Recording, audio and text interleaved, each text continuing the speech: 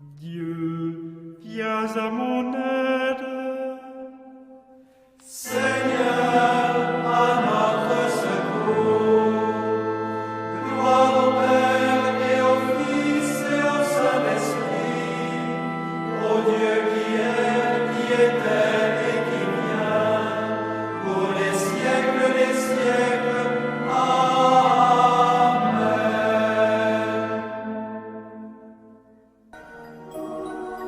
L'ange du Seigneur apporta l'annonce à Marie.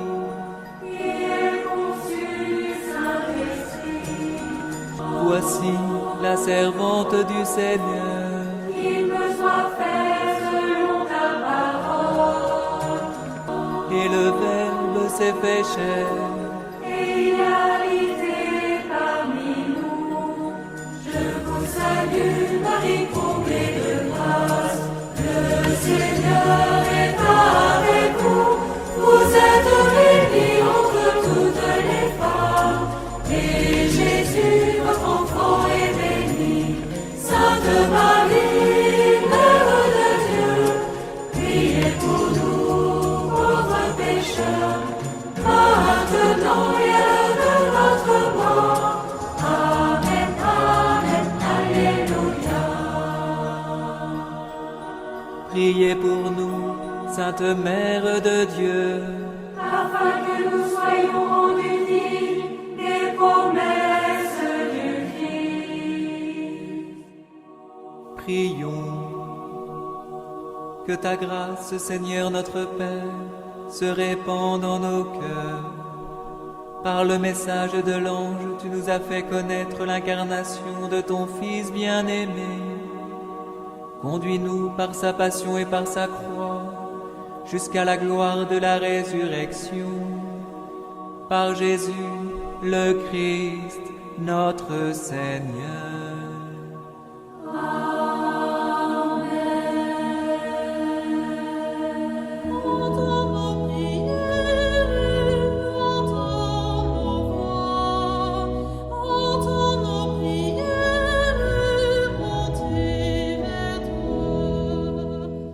Seigneur, dans le silence de ce jour naissant, je viens te demander la paix, la sagesse, la force.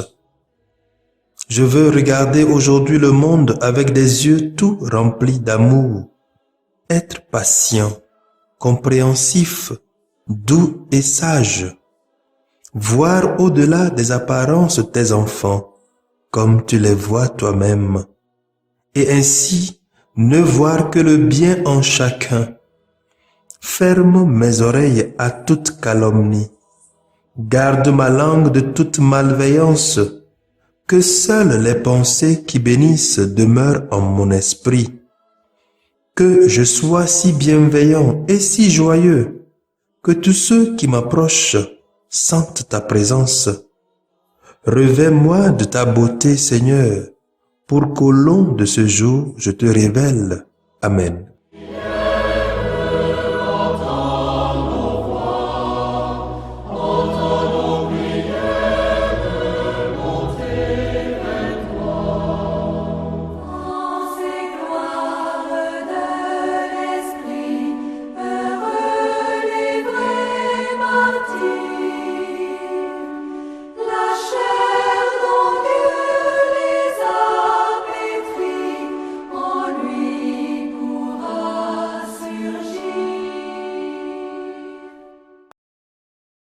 Lundi 22 novembre 2021, l'Église fait mémoire de Sainte Cécile, Vierge et martyre. Les textes liturgiques sont lus par Sœur Diane Audrey-Réma de l'Institut des Sœurs de Notre-Dame des Apôtres et le révérend diacre Mathias Etche de la Société des Missions Africaines, commenté par le Père Barthélemy Noumachi de la Société des Missions Africaines. Pareil aux grains qui sont broyés pour être notre pain, leur corps se joint au corps brisé qui s'offre par nos mains. Du livre du prophète Daniel, en son premier chapitre, du verset 1 au verset 6 et du verset 8 au verset 20.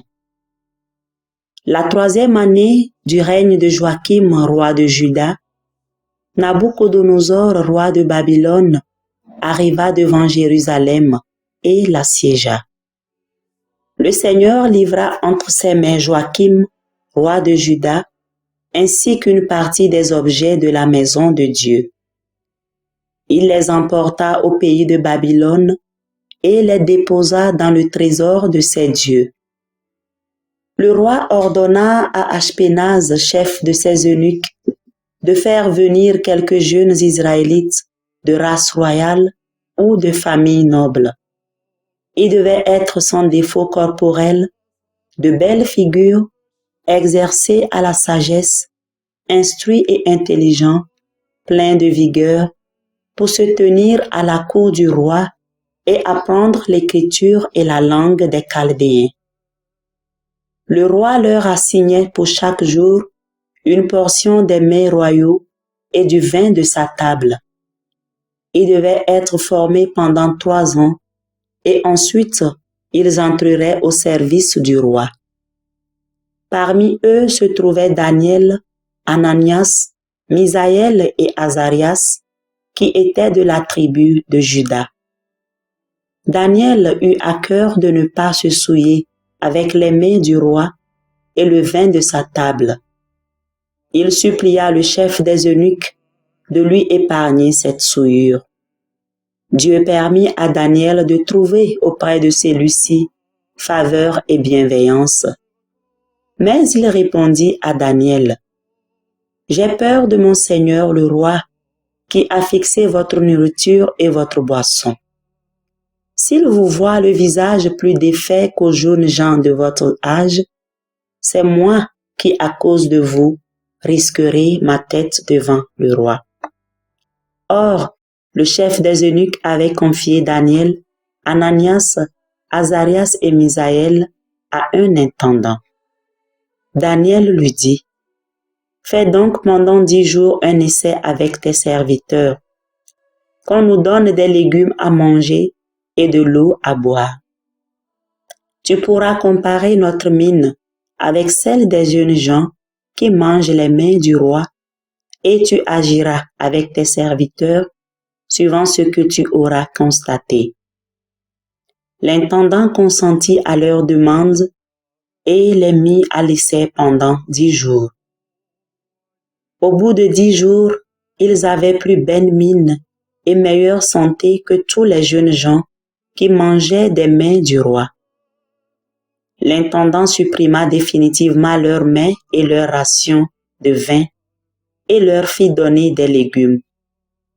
À ces 4 jeunes gens, Dieu accorda science et habileté en matière d'écriture et de sagesse. Daniel, outre, savait interpréter les visions et les songes.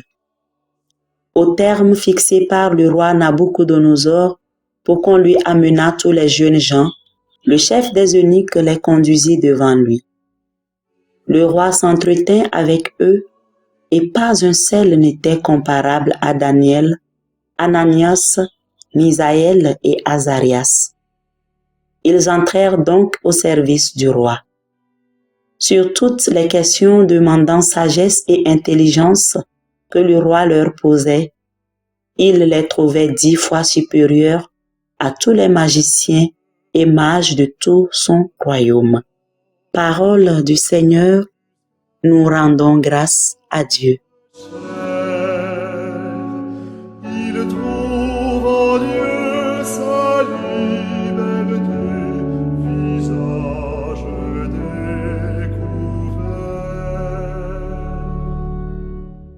Nous méditons le cantique de Daniel et nous reprenons « À toi louange et gloire éternellement ». Béni sois-tu Seigneur, Dieu de nos pères, à toi louange et gloire éternellement. Béni soit le nom très saint de ta gloire, à toi louange et gloire éternellement.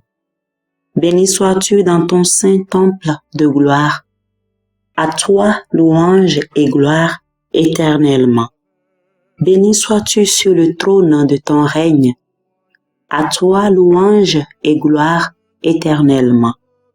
Béni sois-tu, toi qui sondes les abîmes. À toi louange et gloire éternellement. Toi qui sièges au-dessus des chérubins, à toi louange et gloire éternellement. Béni sois-tu au firmament dans le ciel, à toi louange et gloire éternellement.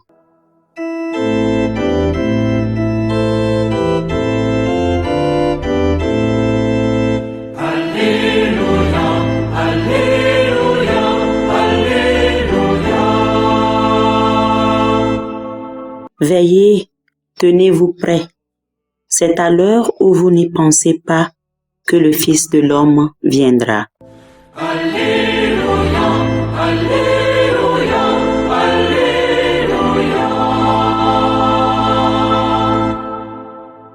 Le Seigneur soit avec vous et avec votre esprit.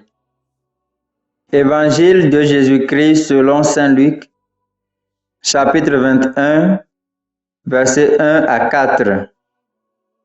En ce temps-là, comme Jésus enseignait dans le temple, levant les yeux, il vit les gens riches qui mettaient leurs offrandes dans le trésor.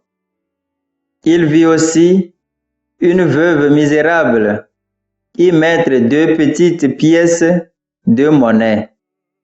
Alors il déclara: En vérité, je vous le dis, cette pauvre veuve a mis plus que tous les autres, car tous ceux-là, pour faire leur offrande, ont pris sur leur superflu. Mais elle a pris sur son indigence. Elle a mis tout ce qu'elle avait pour vivre. Acclamons la parole de Dieu. Louange à toi, Seigneur Jésus.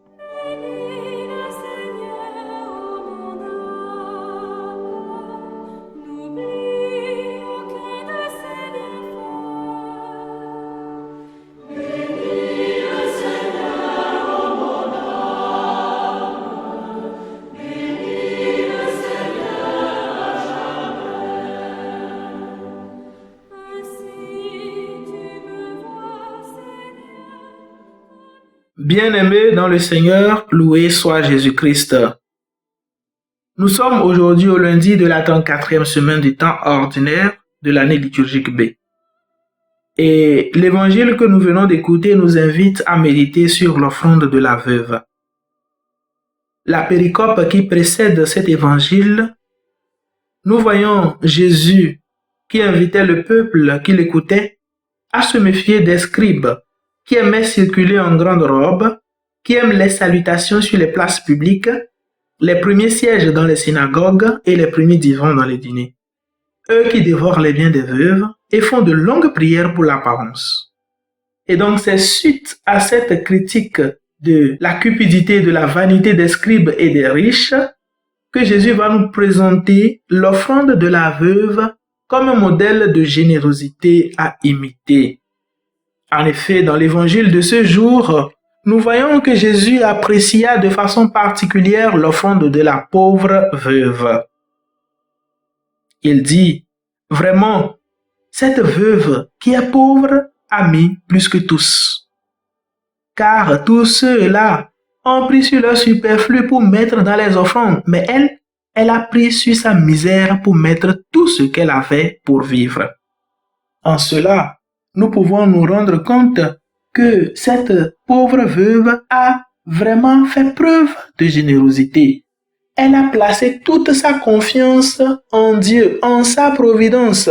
Voilà pourquoi elle a su se défaire de tout ce qu'elle avait, les 2 piécettes. Elle pouvait se dire, je vais les garder pour que je puisse en vivre. Mais elle a tellement confiance en Dieu, sachant que celui-ci lui viendra toujours en aide, qu'elle a accepté de se défaire de ce qu'elle avait pour Dieu. Nous sommes nous aussi aujourd'hui invités à cette capacité à partager avec nos frères et sœurs, avec Dieu, ce que nous avons. Puisque tout ce que nous avons d'ailleurs vient de Dieu lui-même. En effet, Dieu ne fait pas exception des personnes et les pièges du pouvoir et de l'argent n'ont aucune influence sur lui. Au contraire, c'est la qualité de la foi, en particulier l'espérance et l'amour dans le cœur qui amènent ces bénédictions. Heureux sommes-nous lorsque nous pouvons nous aussi, comme cette veuve, nous rendre compte de notre petitesse devant Dieu. Car c'est en nous reconnaissant ainsi que nous pouvons placer toute notre confiance en lui. Et nous pouvons alors, comme cette pauvre veuve, partager à grand cœur avec Dieu et avec nos frères et sœurs. Dieu n'attend pas que nous lui offrions de grandes choses. Et il ne veut pas non plus que nous le fassions comme ces scribes de façon ostentatoire, car cela nous arrive nous aussi, comme ces scribes, de vouloir nous faire voir à travers nos gestes de générosité. Mais aujourd'hui, l'exemple de cette pauvre veuve nous invite à partager dans la discrétion, dans l'humilité. Ce qui compte, ce n'est pas ce qu'on nous donne, mais l'amour avec lequel on donne. C'est ce que Mère Teresa nous dira. Que le Seigneur nous accorde cette grâce du partage dans l'humilité, cette grâce de toujours avoir confiance en lui pour partager avec nos frères et sœurs ce que nous avons, pour la plus grande gloire de Dieu, pour le bien-être de tous et pour notre propre salut. Amen.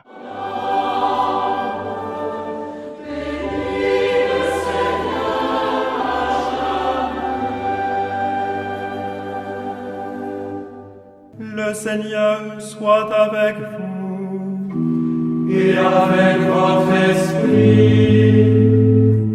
Que Dieu Tout-Puissant vous bénisse, le Père, le Fils et le Saint-Esprit.